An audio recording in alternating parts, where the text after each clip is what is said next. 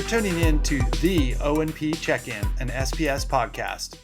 I'm Brendan Erickson, a regional sales manager at SPS. And my name is Jacki Green, a marketing specialist at SPS. This show brings you the latest happenings in the O&P industry. We're unpacking trends and news from this tight-knit orthotics and prosthetics community. Thank you for joining us. Let's get started. Patterned AFO socks from Knit Right are the perfect addition to your patient's school supply list. Made with stretchy, durable yarns, Knit Right's AFO socks feature a non-restrictive top band that stays in place comfortably all day long and a smooth toe seam to reduce irritation. They are available for kids and adults in stylish patterns to complete the perfect back-to-school look. Explore Knit Right's AFO socks on spsco.com. All right, Brendan, I'm very excited to announce this, but SPS University has arrived. It's our new Adobe-powered CEU portal, and it provides on-demand access to 13 accredited courses. That's awesome, Jacki. Where do our listeners find it? You're going to find it by going to spsco.com. You're going to go to the resource tab, and under clinical, there is its own little tab dedicated to SPS University. So you're going to go and you're going to create an account, and you can explore courses featuring comparative overviews of O&P devices, fitting and program tutorials, evidence-based clinical findings, and much more. That's awesome. So guys, become students of SPS University. Visit spsco.com and find out more and open an account today. Okay, today we have a very special guest from Northwestern University Prosthetics and Orthotics Center. Associate Professor and Certified Prosthetist-Orthotist John Brinkmann is here. We're excited to chat with John about his recent article featured in the O&P Edge magazine titled Missed Appointments. Welcome, John. We're so glad to have you on the show. Thanks a lot for having me. I'm looking forward to this. Yeah, absolutely. So before we dive into today's topic, how about you just share a little bit about yourself and how you started in the O&P industry? Yeah, well, I started in O&P the old-fashioned way, which was I was born into it. So my father was a CPO. He actually trained initially in Germany and then immigrated and was part of Northwestern's program very, very early on in the beginning, so in the 60s. And my brother went to Northwestern in the 80s. All of us in the family at some point worked in the facility, which we called a shop back then. And I always knew that I was interested in continuing on. I never actually worked after graduating from O&P school in the family business. It had been sold while I was in high school. But that was definitely the beginning of my interest in O&P, and I never really seriously considered any other field. So what kind of inspired you, though, to write about this topic? The articles that I have been writing come out of my personal interest, and I figure if I'm interested in a particular topic, there's probably a pretty good percentage of clinicians who are interested as well. Another source for topics comes out of discussions that we have with students at Northwestern. And so I kind of will look into topics that either we're teaching about or want the students to think about or they ask questions about. And this is one that I think is one of the most common frustrations for clinicians. And we had worked on an Academy Today issue for the Academy, and Rebecca Herman was interested in this topic and wrote an article, so then I kind of piggybacked off that and looked at some more research on that topic. When you're talking with your students, is this a big concern for them as they kind of look towards their future in O&P and how to handle this and manage this wherever they end up? Actually, it's kind of the opposite. I think that a lot of students come in fairly idealistic, and it's a little shocking to them, as it was to me, I think early in my career, that patients will bring issues into the encounter that negatively affect our ability to provide care. So non-adherence. So why would somebody not wear these beautiful devices that we make and put our blood, sweat, and tears into? I think that's kind of a shock.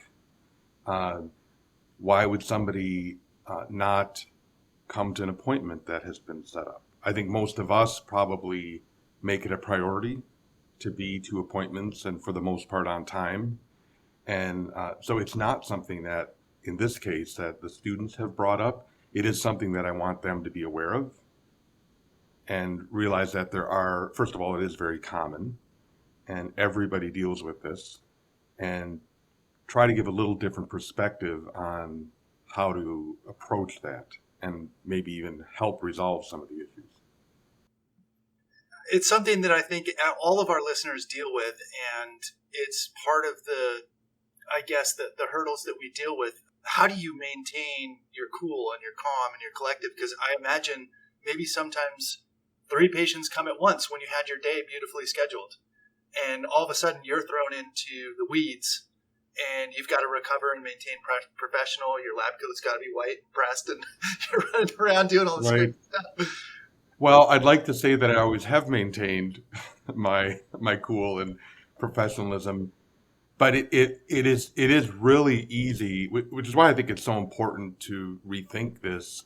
It's very easy for our frustration to come through in any situation in life to others, and as the research, which we can talk about a little later, shows, like, that comes through to patients too, and they know if we're not happy with them. And so it even if it wasn't in real overt ways, I know that more subtly, but just as importantly, that frustration came through in many cases to patients. And there are times, I'm the type of person who is pretty direct, so I'm probably more likely to say something to someone. Other practitioners may be more discreet. So I've had discussions with people about that, and I think the way that I handled those really could have been improved. And in some ways, the way that we handle those instances can actually complicate the problem and make it worse.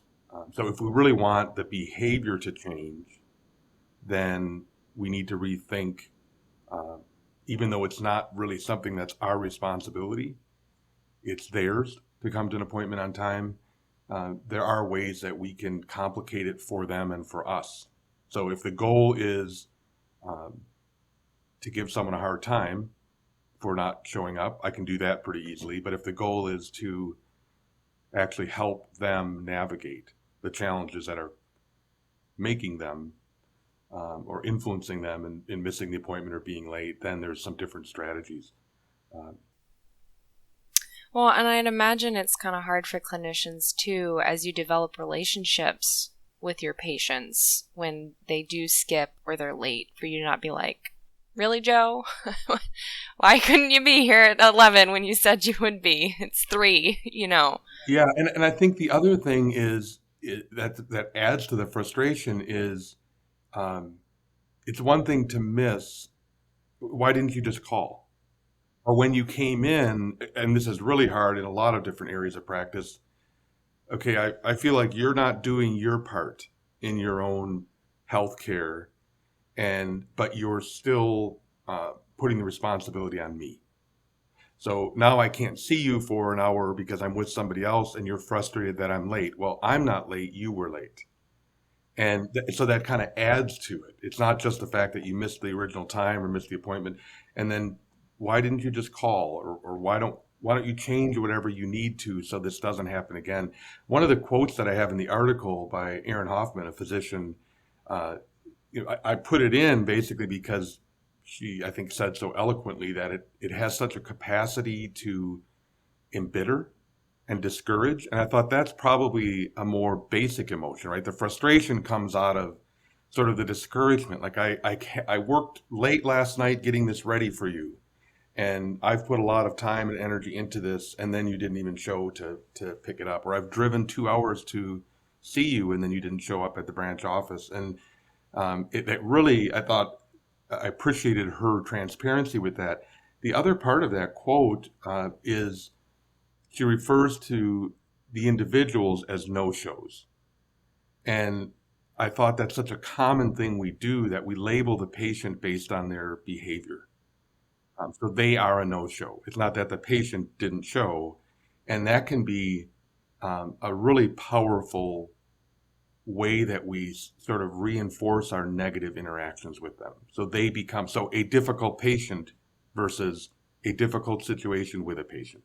And the fact that many of the patients who miss appointments bring other difficulties in and do so chronically, they miss chronically, and then they bring these other issues in repeatedly, makes it very easy to do that. And I frequently do that. We're told not to refer to people as amputees, but people with an amputation. It's just easier and a shortcut, sort of shorthand way of referring to people. But in these negative labels, it can be sort of self-reinforcing. So I look at the schedule and I say, Mr. Smith's coming in. He's a no-show. Well, he'll probably be a no-show. So, it's very easy then to start reinforcing the negative pattern that we're frustrated with. Yeah, and you bring up an important point too. And we just did a podcast with Eric Neufeld, who does a nice job of providing mobile services. And one of the reasons that he did that was because of the lack of access to care for a lot of the amputees out there. There's so much difficulty in life on its own, just being a husband, a parent, an employee.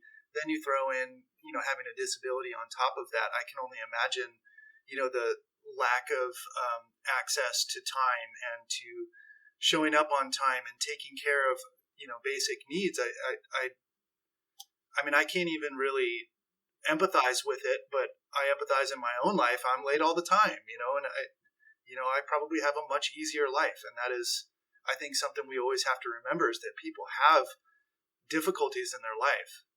And just even the acknowledgement of that is probably the right step, correct? Yeah, I just listened to that podcast, and I thought he and you guys did a great job, and I really appreciated his emphasis on accessibility and access to care. I thought that's a really important perspective to have, that there are certainly issues, personal, medical, and others, that the patient is bringing into the encounter. But there are also really big issues with access in general. So if somebody doesn't have independent transportation, that's something I just take for granted. Most of us do. And that makes things really difficult. So now you're not just relying on your own ability to get there on time. You're relying on even some of these ride services that they can't count on, or they give them a 2-hour window to pick them up. So what is a hour appointment that for me would take 2 hours of my day getting there and back could literally be most of the day for patients. And we've all probably encountered these situations where someone's at our office at 5 o'clock and the ride hasn't come yet to pick them up. That's not something they would prefer. That's not, that's an access issue. And those are much bigger problems than just the individual and their choices. So I think taking it out of the context of simply their choices and realizing there are a lot of other factors. And then the other thing you were mentioning there, I've come to realize, for me, the most important thing in this person's life is their O&P care. That may not be the most important thing to them, and it maybe shouldn't be. So if you're a parent with 4 kids and have a child with a disability that requires an incredible amount of time, you have a lot of other obligations and responsibilities, and their AFO adjustment may not be the most important thing. And that, to me, it is partly for selfish reasons, right? Because that's my time and that's my expertise. Most patients with an amputation have, I don't know, 6, 7, 8 other comorbidities, major health issues. So when I have to schedule a doctor's appointment, it's a huge inconvenience to me, and that happens fairly rarely. I'm fairly healthy, just from good fortune. And if somebody has diabetes and heart disease and vascular disease and they have an amputation, we may be the 4th or 5th medical appointment they've had that week. And so it's not just our appointment. And honestly, in the hierarchy of their needs, it may not be the most important. It's funny, the old adage is the carpenter's house gets worked on last, right? And I see that all the time. I travel and I visit with CPOs across the entire nation, and a lot of them are, people with amputations themselves. And I look at their legs and they're like, well, I never work on my own leg. I don't have time to do that. I would much rather provide the service to those that I'm servicing, and it's so true. That's a really good point, because it's if that was our patient, we would view that as non-adherence, right? Or not prioritizing their care. Yeah, that's a really good point. What have you found to be some of the most common causes for missed appointments? Well, I'll refer back to Rebecca Herman's article, and she looked at a series of articles that identified the most common causes, but not surprisingly, lack of transportation, work or other obligations, miscommunication or not knowing the reason for the visit. We may think it's really clear why you need to come in for a follow-up or an adjustment, and they don't understand that. Illness or hospitalization, again, that goes to the comorbidities. There very often are people dealing with many other health conditions, and that will affect their ability to come to see us as well as their other providers. Waiting too long for an appointment. So that's something that I think we can, on our end, try to help resolve. Again, if you're relying on somebody else, if you have limited time away from work, if you have responsibilities at home that you're not having someone else take care of for you, adding an hour or two waiting is a really big inconvenience. And then things like weather and forgetfulness is a big one. And again, people are on medications. They have health conditions that may affect their ability to remember. So those are all, I think, things we could probably come up with that list ourselves, just from what we've heard from patients. One important point she makes in her article is that we tend to assume individuals, particularly if they're on public assistance of some sort, that they're not working, and the reality is the majority of them are. And they're often in jobs that don't have 4 weeks of paid vacation, or they have limited health leave. They might be part-time. They may be multiple part-time jobs that they're working. And so again, one of the aspects of the privilege we have is most of us have jobs that have time reserved for us to go to medical appointments, or even just the flexibility. A lot of practitioners, I could just, in the middle of my day, go see a doctor for an appointment and still basically fulfill my obligations and not even have to take time off officially. So I think those are really common reasons. What was interesting in the articles that I looked at when I looked at this a little deeper is when they surveyed people or interviewed people, there are some deeper issues going on as well that influence their commitment to coming in. And that's where I really wanted to focus, because understanding that perspective can help us, even if it's not something that's within our scope of practice, right? So we're not treating mental health issues or other related things. Being aware of those, and then how our response to patients can either complicate or help in those situations, I think could reduce the instance of this. I look at it like just with any difficult encounter, whatever if it's a patient who gets angry or whatever it is, realizing that if there are deeper issues, particularly if they're related to a medical issue or a mental health issue, that's probably not going to change. And it's not going to change because of one interaction that I have, or me firmly saying to the patient, you need to respect, these appointment times. They're probably things that are going to continue. And if I could just reduce, most physicians say about 20% of their encounters are difficult. If we could just reduce that by half, that's a significant improvement. It was probably never going to be reduced to 100% or have no instances of missed appointments. That's not realistic. But if I could just reduce that by 10%, that would be a pretty significant improvement. Yeah, so you talk about reducing that and maybe mitigating some of these instances. What are action items that our listeners can take to help implement that and really mitigate some of these issues? Well, I think one of the resources we have that we can flip around from being just a negative to a positive is sort of the negative anticipation. We look at the schedule and we say, okay, this person's chronically late. They're probably going to be late again. Well, that's a bit of information that we can use constructively. So having some flexible scheduling. So asking the patient, like, is it harder in the morning or in the afternoon? Instead of just saying, well, I have an appointment at 3 available. Being flexible, I think that's where the mobile, in any capacity, I did a lot of mobile appointments, but didn't technically have a mobile practice. But I think a lot of practitioners do that, where we'll occasionally go to someone's home or other places to see them. But just finding ways that we could possibly be flexible in our schedule and accommodate whatever the particular need is. If you have children at home that you need to get ready to go to school, well, then not doing an early appointment, or not doing right at the end of the day when I have to be out of the office, so I have no margin sort of for them to come late.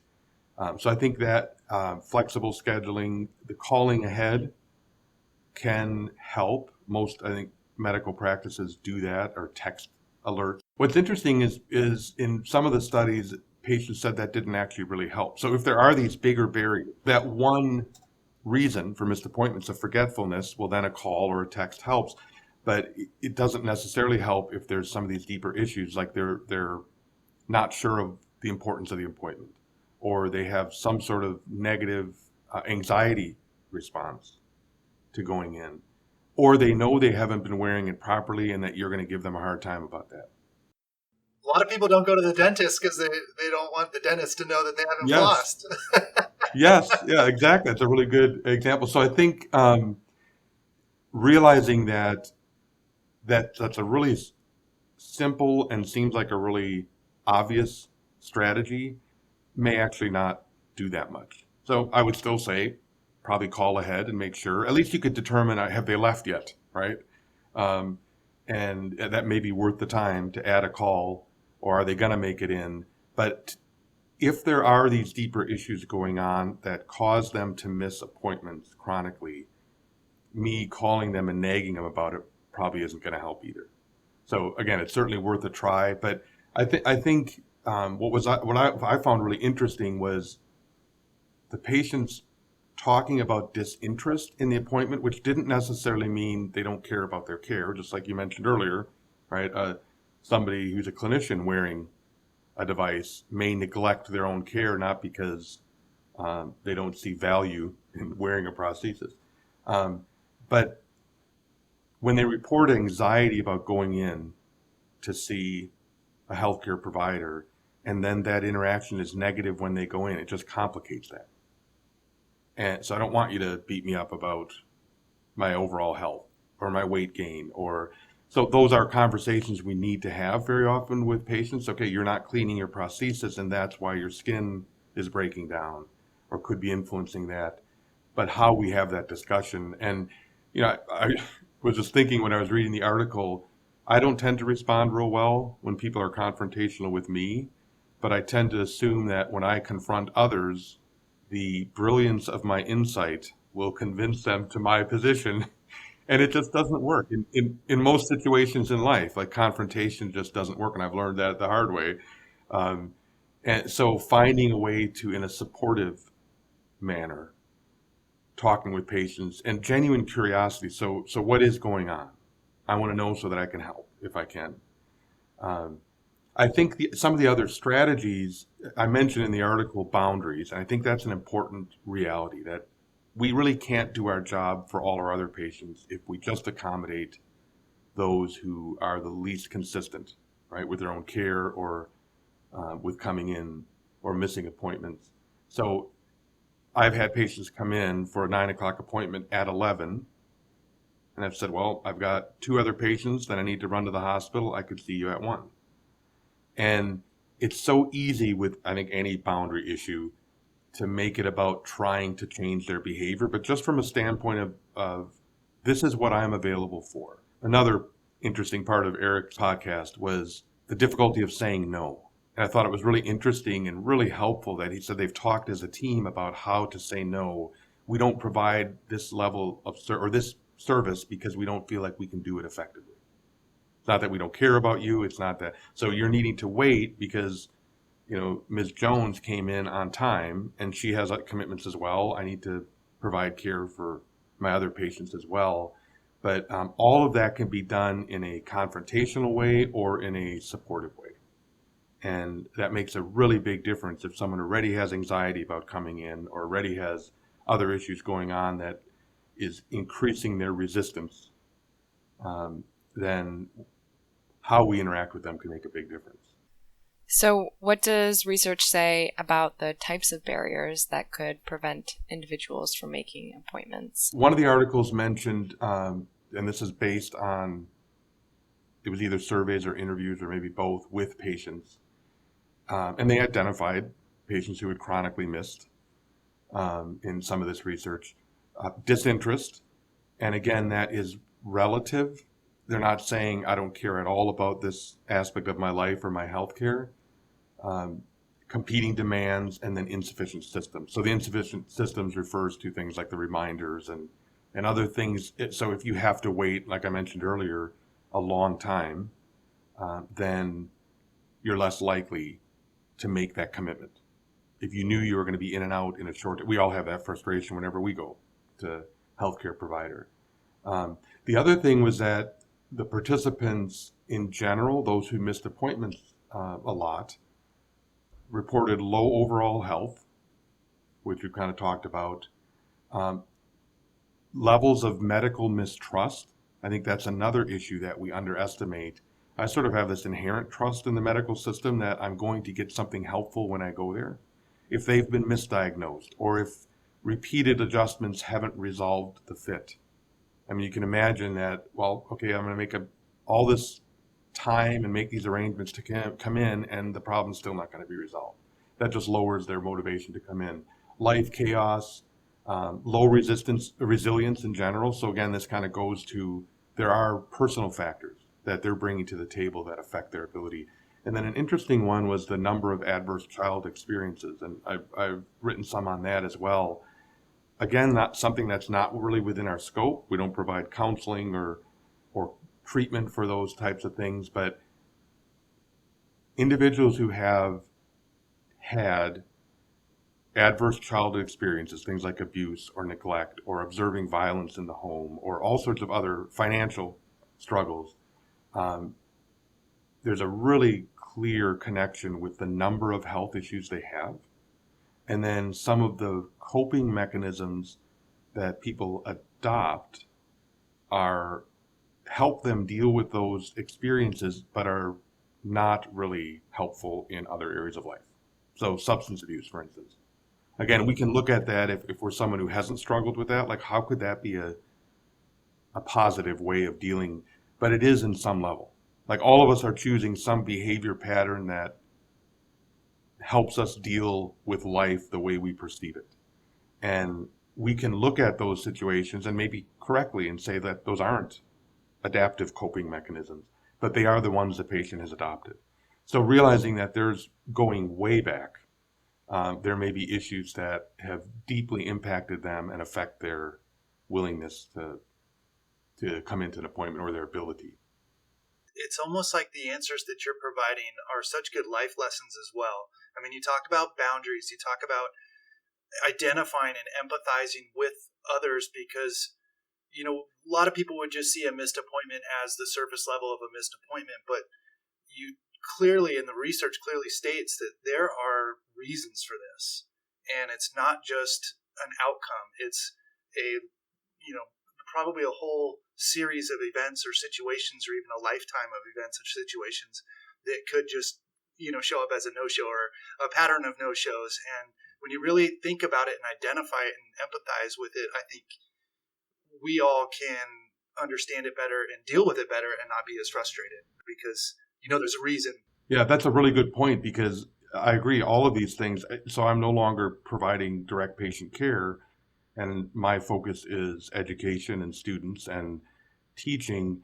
But in every area of life, professional and personal, these issues come up, right? So if somebody does something that is, one, disappointing or frustrating to me, what's my response? And then if we want, so we correctly identify that missing a medical appointment is not the best way to deal with your healthcare. So we're not wrong about that. We don't have to question that. It would be better if you came in on time or if you showed at all. But then what is the best way to provide help to someone who isn't making that choice? What's the most likely outcome if I choose a confrontational approach versus a supportive one? Again, the goal is not, if I handled all these situations correctly, there'd be no-shows. It's, can I reduce that number? And then even if I can't, internally, right, I'm starting to make some choices about how I respond emotionally and in other ways to that frustration. And now that becomes something internal to me. And if it ruins my day because once again, Mr. Smith came in late or didn't show, that's kind of on me, right? Because that's the track record. That's sort of the pattern that's developed. And I think just maintaining that internal sense of balance is so crucial, like you say, in every aspect of life. Yeah, it's almost like a budget, I mean, when you quantify it as 20% of people may not show up, each budget for that time, you kind of have that identified in your brain, and you plan accordingly for it. If you hit 15%, that's awesome. If it goes to 25, oh shoot, that's a problem, but you've budgeted at least 20%, right? I mean, and I think setting yourself up for either disaster or success on how you deal with it just comes with identification and knowing what's going on. Yeah, the other issue that came up, one of the researchers categorized it as judgment from the provider and overall the relationship with the provider. And that's where I think how we talk with somebody, we're all really good, I think, at sensing if when somebody has a difficult conversation with us or about a difficult topic, if they're coming from a judgmental standpoint, or dismissive versus supportive. And again, I think that's really tough to do. But another point that I've made in this article and others is these are all skills that are required to be an effective clinician. So I tend to view these things as barriers to me doing my job instead of part of doing my job. And it's an unfortunate part, or it's a part I'd rather not have to deal with, but so are a lot of other things, right? So patients not wearing the correct number of socks, or the water leak in the lab, right? There's a lot of situations that, that's not what I went to school to deal with. Well, it kind of is actually, right? Like it's whatever the patient presents with is part of our relationship with them. And I always say to our students that providing care, the medical relationship is a relationship. It's a certain type of one, it's a professional one, but a lot of factors that come into play in other relationships also come into this one. So I think that issue of being genuinely curious and supportive versus judgmental is such an important thing. I mean, you and I wouldn't want to go see anyone who consistently, when we met with them, we got criticism and judgment. And so it can be difficult, especially when it comes to clinical issues, like with particularly for me, children who aren't responsible for their own care and their parents aren't having them wear the orthosis or taking care of it or cleaning it. That's a really tough one because now you have this child and they're dependent on an adult and the adult isn't doing. It's so hard to not be critical and judgmental. And I think the same thing applies there. What can we do to support? What's the best, the behavior on our part that is most likely to result in positive change? And that can be but it is a professional skill, and we can learn it, we can observe it in others and emulate it, and we can check our own practices in that regard and get better at it. This is awesome stuff, and we've covered a ton. We always ask this: what did we not ask you, and what do you have to add on top of kind of our discussion that we didn't touch on?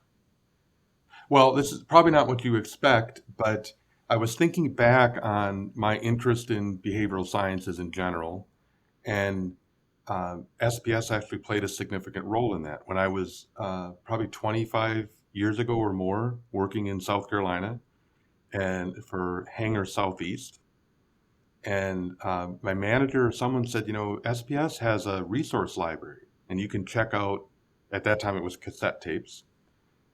So I would order and borrow these cassette tapes on business management, professional. I don't know if SPS still does this internally, probably digital now if you do.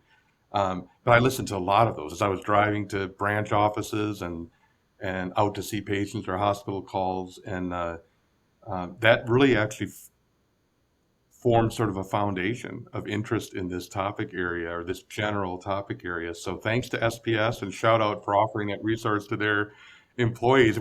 I was not aware of anyone else doing that at that time. And podcasts obviously the internet didn't exist. And so cool. So that was a great resource. Well, very cool. Thank you so much for this wealth of knowledge and for your time, of course. And we're really, really happy with this episode. And thank you so much for joining us. Yeah, thank you, John. I really appreciate it. Thanks for the opportunity. Okay, if you'd like to read the full article or connect with John on LinkedIn, or if you'd like to learn more about his work at Northwestern, please follow the link in our show notes. Thank you for tuning in to the O&P Check-in, an SPS podcast. If you haven't already, be sure to subscribe to the show on Spotify, Apple Podcasts, or wherever you listen to episodes. And while you're at it, rate and review the podcast to help fellow O&P professionals find us. Email us your topic suggestions and feedback at spspodcast@spsco.com. See you next time.